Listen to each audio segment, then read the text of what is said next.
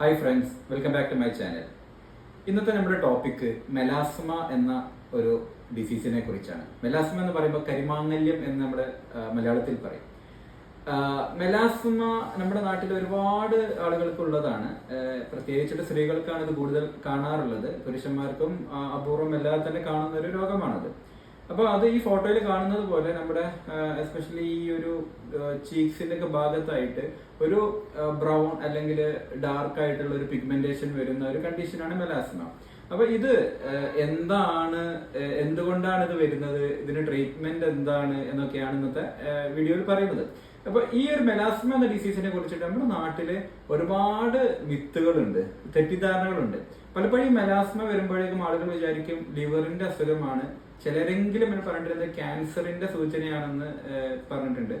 ഇനി മറ്റ് ചില ആളുകൾ വിചാരിക്കാം ഇത് കഷ്ടപ്പാടിന്റെ ഒരു ലക്ഷണമാണ്, നമ്മുടെ ടൈം മോശമാകാൻ പോകുന്നതിന്റെ ലക്ഷണമാണ് എന്നൊക്കെ നമ്മുടെ നാട്ടിൽ ഒരുപാട് ധാരണകളും തെറ്റിദ്ധാരണകളും ഒക്കെ ഉണ്ട്. അപ്പോൾ അതൊക്കെ അവിടെ വെച്ച് എന്താണ് സയന്റിഫിക് ആയിട്ട് ഈ മെലാസ്മയുടെ ഇറ്റിയോളജി കാരണം എന്ന് നമുക്ക് നോക്കാം. ഏറ്റവും പ്രധാനമായിട്ട് ജനറ്റിക് ഇൻഫ്ലുവൻസ് ആണ്. നേരത്തെ പറഞ്ഞു ഫീമെയിൽസിനാണ് മെയിൽസിനേക്കാളും കൂടുതൽ ചാൻസ് ഉള്ളത്. അതുപോലെ തന്നെ ചില ഫാമിലിയിലൊക്കെ ഇപ്പം അവരുടെ പാരന്റ്സിനുണ്ടെങ്കിൽ മക്കൾക്കൊക്കെ ഉണ്ടാവാനുള്ള ചാൻസ് കൂടുതലാണ്. എന്നാലും ഈ ജനറ്റിക് ആയിട്ട് ഉള്ള ഈ ഒരു മെലാസ്മ എപ്പോഴാണ് പുറത്തേക്ക് വരിക? അത് UV റേഡിയേഷൻ എക്സ്പോഷർ ഉണ്ടാകുമ്പോഴാണ്. നമ്മുടെ അന്തരീക്ഷത്തില് സൺലൈറ്റിൽ ഉണ്ടാകുന്ന ആ റേഡിയേഷൻസിൽ മാക്സിമം ഉള്ളത് UV ലൈറ്റ് ആണ്, അൾട്രാ വയലറ്റ് എ രശ്മികളാണ്. ഇതാണ് യഥാർത്ഥത്തില് മെലാസ്മ ഒക്കെ ഉണ്ടാക്കുന്നത്. അപ്പൊ എത്ര കൂടുതൽ ഈ UV ലൈറ്റ് നമുക്ക് തട്ടുന്നു അത്ര കൂടുതൽ നമ്മുടെ സ്കിന്നിന് മെലാനിൻ പ്രൊഡക്ഷൻ വരും. മെലാനിൻ എന്ന് പറയുമ്പോൾ അതൊരു പിഗ്മെന്റ് ആണ്. അപ്പൊ ആ മെലാനിൻ ആണ് നമ്മുടെ സ്കിന്നിന് കളർ കൊടുക്കുന്നത്. അപ്പോൾ അതിന്റെ ലെവൽ കുറയുമ്പോൾ നമുക്ക് കളർ കുറയും, അതിന്റെ ലെവൽ കൂടുമ്പോൾ ഈ ഒരു ഡാർക്ക് ആയിട്ടുള്ള ഷെയ്ഡിലേക്ക് മാറും. അപ്പൊ നമ്മൾ ഒരുപാട് അൾട്രാവയലറ്റ് രശ്മികൾ നമ്മൾ തട്ടുമ്പോൾ നമ്മുടെ സ്കിന്നിന് കൂടുതൽ മെലാനിൻ പ്രൊഡ്യൂസ് ചെയ്യും. ഒരു തരത്തിൽ അത് മനസ്സിലാക്കാൻ ഒരു എളുപ്പമുള്ള രീതിയിൽ പറഞ്ഞിട്ടുണ്ടെങ്കിൽ നമ്മുടെ ഈ മെലാനിൻ എന്ന പിഗ്മെന്റിന് ഒരു ഫംഗ്ഷൻ ഉണ്ട്. ആ ഫംഗ്ഷൻ നമ്മുടെ സ്കിന്നിനെ പ്രൊട്ടക്ട് ചെയ്യുക എന്നുള്ളതാണ്. അത് നമ്മുടെ സ്കിന്നിനെ ക്യാൻസറിൽ നിന്നും അതുപോലെ മറ്റുള്ള സൺലൈറ്റിന്റെ ദൂഷ്യഫലങ്ങളിൽ നിന്നും പ്രൊട്ടക്ട് ചെയ്യും. അതുകൊണ്ടാണ് ഇന്ത്യക്കാരുടെയും അല്ലെങ്കിൽ ആഫ്രിക്കക്കാരുടെയൊക്കെ സ്കിന്നില് ക്യാൻസറിന്റെ ഇൻസിഡൻസ് കുറവായിട്ടുള്ളത്. അതേസമയം നമ്മൾ വൈറ്റ് സ്കിന്നിന് അവിടെയൊക്കെ പോകുമ്പോൾ ഇപ്പം UK അവിടെയൊക്കെ മിക്കവാറും ആളുകൾക്ക് എന്തെങ്കിലും തരത്തിലുള്ള സ്കിൻ ക്യാൻസർ ലൈഫിൽ ഒരു പ്രാവശ്യമെങ്കിലും വരാറുണ്ട്. അപ്പോൾ ഈ ഒരു മെലാനിൻ പിഗ്മെന്റിന്റെ ഒക്കെ ഒരു കൂടുതലുള്ളത് കൊണ്ടാണ് നമുക്ക് അങ്ങനെ പ്രൊട്ടക്ഷൻ കിട്ടുന്നത്. അപ്പോൾ നമ്മൾ ഈ സൺസ്ക്രീനോ അങ്ങനത്തെ ഒന്നും തേക്കാതെ നമ്മൾ എപ്പോഴും UV എക്സ്പോഷർ വരുമ്പോൾ നമ്മുടെ സ്കിന്നിനെ അതിനെ പ്രൊട്ടക്ട് ചെയ്യാൻ വേണ്ടി എന്ത് ചെയ്യും? മെലാനിൻ പ്രൊഡക്ഷൻ കൂട്ടും. അപ്പൊ അങ്ങനെ വരുമ്പോൾ ഉണ്ടാകുന്ന ഒരു പൊതുവെ ടാനിങ് ഉണ്ടാകും. അതുപോലെ തന്നെ ഈ ഒരു ഏരിയയിൽ മാത്രമായിട്ട് മെലാസ്മ എന്നുള്ള കണ്ടീഷൻ ഉണ്ടാവും. പ്രഗ്നൻസി ഒരു വലിയൊരു റിസ്ക് ഫാക്ടറാണ്. ചില ആളുകൾക്ക് പ്രഗ്നന്റ് ആവുന്ന സമയത്ത് ഇവിടെ ഒരു വലിയൊരു പിഗ്മെന്റേഷൻ വരും. മാസ്ക് ഓഫ് പ്രഗ്നൻസി എന്നൊക്കെ തന്നെ പറയാറുണ്ട്. അപ്പൊ അത് ചില ആളുകൾക്ക് പ്രഗ്നൻസി കഴിഞ്ഞാലും അത് മാറില്ല, അത് കഴിഞ്ഞോടുകൂടി അത് സ്ഥിരമായിട്ടുണ്ടാകും. ഒരുപാട് പേഷ്യൻസ് എന്ന് പറയാറുള്ളത് അതാണ്, മൂന്നാമത്തെ കുട്ടി ഉണ്ടായതിനു ശേഷമാണ് ഇത് ഉണ്ടായത്, അതിനുശേഷം പോയിട്ടില്ല എന്നൊക്കെ പറയാറുണ്ട്. പിന്നെ ചില ഹോർമോണൽ ടാബ്ലറ്റുകൾ, അതിൽ ചില ഹോർമോൺസ് ഈ മെലാനിൻ പ്രൊഡക്ഷന് കൂട്ടുന്ന ഹോർമോൺസ് ആയിരിക്കും. അപ്പൊ അതിന്റെ അളവ് കൂടുതലുള്ള ടാബ്ലറ്റ്സുകൾ കഴിക്കുമ്പോൾ പ്രശ്നം വരാറുണ്ട്. പിന്നെ അടുത്തതായിട്ട് തൈറോയിഡിന്റെ അസുഖങ്ങളാണ്. ഈ ഹൈപ്പോതൈറോയിഡിസം പോലുള്ള അസുഖങ്ങളുടെ സാധാരണ ആളുകളെക്കാളും 4 ഇരട്ടി ഈ ഒരു പ്രശ്നം വരാനുള്ള ചാൻസ് ഉണ്ട്. ചില കോസ്മെറ്റിക് പ്രൊഡക്ട്സുകൾ, ഒരു നല്ലതല്ലാത്ത കണ്ടന്റുകളുള്ള പ്രൊഡക്ട്സുകൾ ഈ ഒരു മെലാസ്മ എന്ന കണ്ടീഷനെ കൂട്ടാറുണ്ട്. ഇനി ചില മെഡിസിനുകളുണ്ട്, അത് ഈ സൺലൈറ്റുമായിട്ടുള്ള സ്കിന്നിന്റെ ഇന്ററാക്ഷനെ കൂട്ടും, ഫോട്ടോടോക്സിക് ഡ്രഗ്സ്. അപ്പൊ അങ്ങനത്തെ മരുന്നുകൾ കഴിക്കുന്നവർക്ക് ഇത് ഉണ്ടാകാറുണ്ട്.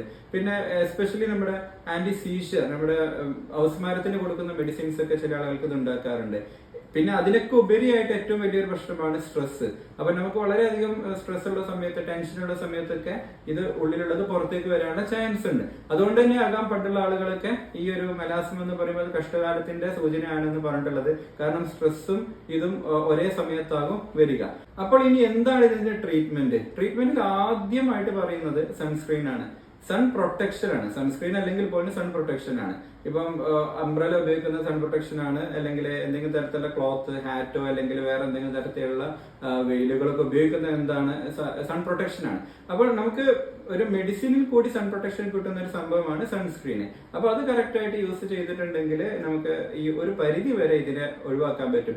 അതേസമയം സൺസ്ക്രീനിൽ ഒരുപാട് പ്രശ്നങ്ങൾ ഉണ്ടാവാറുണ്ട്. ഫോർ എക്സാമ്പിൾ നമ്മൾ ഒരു കുറച്ച് ക്വാണ്ടിറ്റി സൺസ്ക്രീൻ എടുക്കുന്നുള്ളൂ വിചാരിക്കുക, അപ്പൊ നമുക്ക് ഒപ്റ്റിമം റിസൾട്ട് വരില്ല.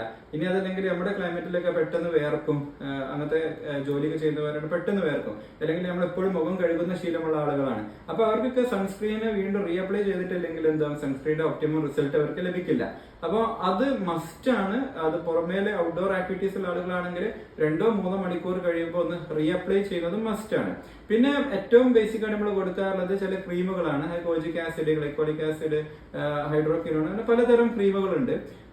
അതേസമയം സ്റ്റീറോയിഡ് ക്രീം എന്ന് പറഞ്ഞിട്ടുള്ള വേറൊരു വിഭാഗവും ഉണ്ട്. അപ്പൊ ഇതിന്റെ ഒരു പ്രശ്നം എന്താണെന്ന് വെച്ചാൽ നല്ല റിസൾട്ട് ഉണ്ടാവുക സ്റ്റീറോയിഡ് ഉള്ള ക്രീമിനാണ്. സ്റ്റീറോയിഡ് ഇല്ലാത്ത ക്രീം എത്ര വില കൂടിയതാണെങ്കിലും അതിന്റെ റിസൾട്ട് മറ്റേതിന്റെ അത്ര വരില്ല.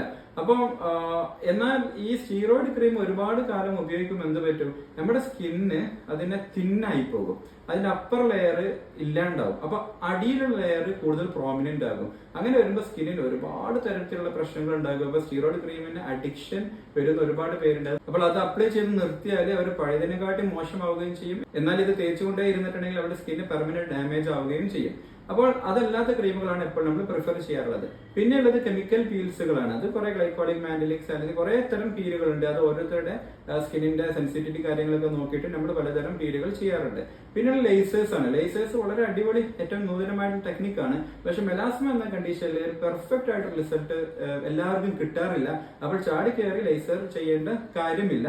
എന്നാൽ ഈ ഒരു സ്റ്റെപ്പ് ബൈ ആയിട്ട് ആദ്യം ക്രീം നോക്കി, പിന്നെ ചില ടാബ്ലറ്റുകൾ ഉണ്ട് അത് നോക്കി, പിന്നെ അതല്ലെങ്കിൽ കെമിക്കൽ പീല് നോക്കി, പിന്നെ ലേസേഴ്സിലേക്ക് നമുക്ക് കിടക്കാവുന്നതുമാണ്.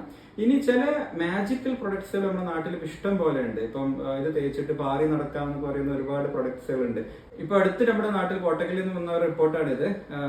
ഈ സ്കിൻ ലൈറ്റനിങ് ക്രീംസ് ഉപയോഗിച്ചിട്ട് അവരുടെ ഒരുപാട് ആളുകളുടെ വൃക്ക അതില് കിഡ്നി ഡിസീസ് ഉണ്ടായിട്ടുണ്ട്. അപ്പോൾ അത്തരം മാജിക്കൽ ക്രീംസുകളൊന്നും നമ്മൾ എടുക്കാതിരിക്കുക.